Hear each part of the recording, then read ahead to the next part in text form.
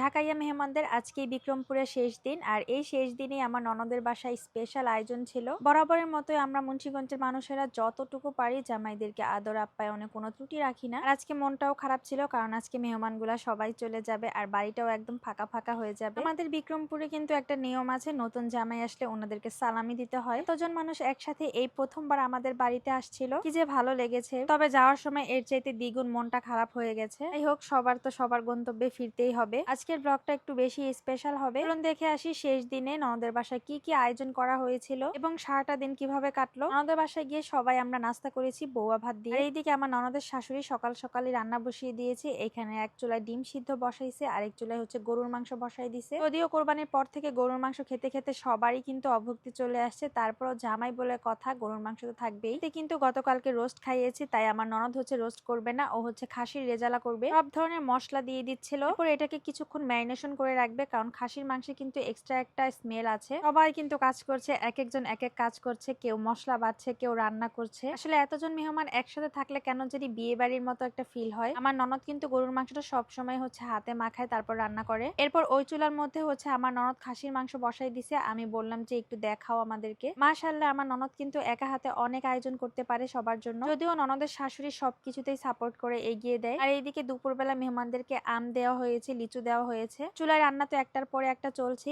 এইখানে খাসির মাংসটা কিন্তু হয়ে আসছে, আর এইদিকে রুই মাছ ভেজে নেওয়া হচ্ছে। ননদের মামি শাশুড়ি এখানে মুগ ডাল চটকিয়ে নিচ্ছিল। মুগ ডাল দিয়ে মুড়ি ঘন্ট রান্না করা হবে, আর এইখানে ডিম ভাজা হবে। এর মধ্যে আমি একটু রেস্ট করতে গিয়েছিলাম ঘরে, যেহেতু প্রচন্ড গরম ছিল। এসে দেখি এখানে মুগ ডাল রান্না হয়ে যাচ্ছে। আর এদিকে রুই মাছ একটু হালকা করে ভুনা করা হচ্ছে, কারণ ভাজা আইটেমটা কিন্তু খাওয়া হয় না, যেহেতু ডিমটা ভাজা করা হয়েছে। এরপর আমরা সবাই গোসল করে আসলাম। এখানে ভাত, পোলাও, খাসির রেজালা, গরুর মাংস, রুই মাছ, ডিম এবং মুগ ডাল ছিল। আর এই ফাঁকে আমার হাজবেন্ডও চলে আসছে, আমার শাশুড়ি আসছে। বাড়িতে আমার শ্বশুর রয়েছে, কারণ বাড়ি খালি রেখে তো আর সবাই আসা যায় না। খাবার খেতে বসবে, ওই সময়তে কারেন্ট চলে গেল। কিছুক্ষণ অপেক্ষা করলাম, কিন্তু কারেন্ট আসার নাম নেই। আর এইদিকে আকাশের অবস্থাও খুবই খারাপ, এখনই বৃষ্টি নামবে। এর মধ্যেই হচ্ছে আম্মা সবাইকে খাবার বেড়ে দিল, সবাই খাবার খেলো। সবার খাওয়া শেষ হলে এরপর আমরা সবাই বসলাম এখানে। তো আমি হচ্ছে এখানে অল্প একটু খাসির রেজালা নিয়েছি, এরপর একটা ডিম নিয়েছিলাম। আসলে মাংস খেতে খেতে এখন আর মাংসের ফ্লেভারটা একদমই ভালো লাগছিল না। এরপর ডাল দিয়ে পেট ভরে ভাত খেয়েছি। ঘরে প্রচন্ড অন্ধকার, কারণ বাইরে বৃষ্টি হইতেছিল আর এইদিকে কারেন্ট ছিল না। খাওয়া দাওয়া শেষ করলাম, কিন্তু এইদিকে বৃষ্টি তো থামছেই না, এত পরিমাণে বৃষ্টি হইলো। আর বৃষ্টিটা হওয়ার পর কিন্তু গরমটাও একটু কমে গেছে। মেহমানরা বৃষ্টি কমার অপেক্ষা করতেছে, কারণ বৃষ্টিটা কমলে ওনারা রওনা করবে। আর এইদিকে এখন খাওয়া শেষে সবাইকে দই মিষ্টি খাওয়ানো হবে। দইয়ের কালারটা একটু দেখুন কতটা সুন্দর ছিল। আর একটা কথা কি জানেন, সবাই কিন্তু দই বাড়তে পারে না। মাশাআল্লাহ, আমার ননদ কিন্তু খুব সুন্দর করে দইটাকে কেটেছে।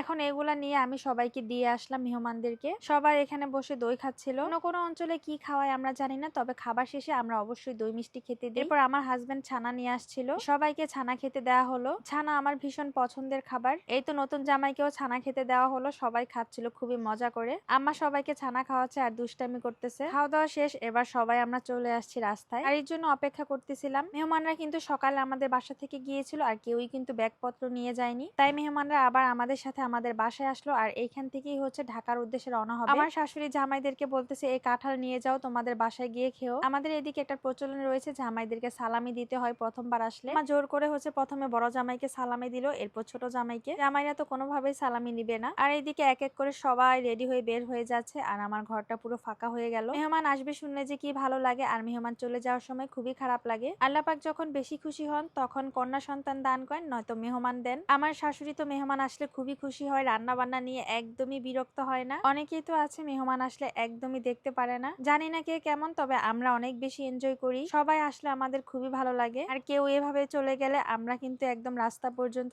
এগিয়ে দেই। একটা বড় অটো নেওয়া হয়েছে, এই বড় অটোতে করেই হচ্ছে সবাই চলে যাবে। যেহেতু দুই জামাই সামনে বসবে, তো মহিলাদের এইভাবে আকপিচ করে বসলে হয়ে যাবে। আম্মা সবাইকে বুঝিয়ে দিচ্ছিল কিভাবে কিভাবে যাবে, কারণ আসার সময় ওনাদের কাছ থেকে অনেক টাকা ভাড়া রেখেছে। এর মধ্যে একজন বলছে জবা ফুলের ডাল নিবে, তো আম্মা হচ্ছে জবা ফুলের ডাল দিয়ে দিল। যাই হোক, এবার সবাইকে বিদায় দেওয়া হলো, এখন সবাই চলে যাবে, ওনাদের গাড়ি ছেড়ে দিবে। এখন খুব ভালো একটা সময় কাটালাম, ইনশাআল্লাহ বেঁচে থাকলে আবারও দেখা হবে। আজকের ভিডিওটা এই পর্যন্তই, সবাই ভালো থাকবেন, আল্লাহ হাফিজ।